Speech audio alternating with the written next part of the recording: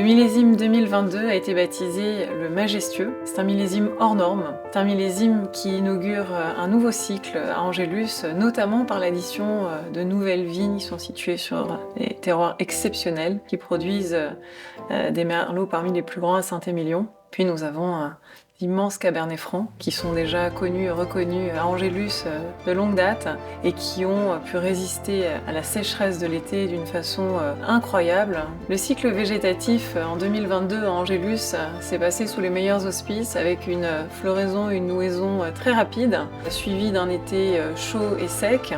Et puis une période de vendange qui a démarré de façon assez précoce au début du mois de septembre, le 6 septembre, et qui s'est étalée sur une période assez longue qui a permis justement de mener nos Cabernet Francs à maturité parfaite. Donc on a eu une amplitude importante qui était d'ailleurs d'un grand confort pour pouvoir ramasser avec une maturité optimum parfaite. Regardez les pépins comme ils sont mûrs. Vous avez les pépins, ils sont tout marrons. Malgré la chaleur et la sécheresse de l'été 2022, on a été frappés de voir des baies rondes, juteuses, rebondies de nos Cabernet Francs, nos vieux Cabernet Francs plantés entre 45 et 55. Ce qui est intéressant de souligner, c'est ce travail cultural qui est mené depuis plus de 10 ans sur le domaine, et notamment le travail des sols avec les couverts végétaux qui ont eu un effet bénéfique extraordinaire pendant cet été très chaud et sec, puisque ça a permis de maintenir la fraîcheur, l'humidité et d'éviter l'évaporation. D'où les baies rondes éclatantes que l'on a pu découvrir sur nos Cabernet Francs.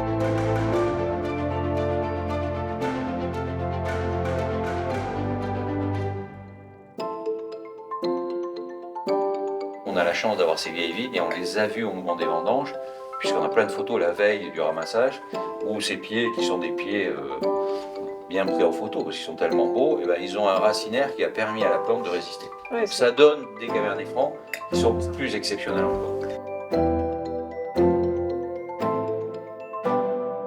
À la dégustation, le bouquet est surprenant. On retrouve tout de suite l'empreinte du Cabernet Franc qui apporte cette tension, cette fraîcheur et cette vivacité.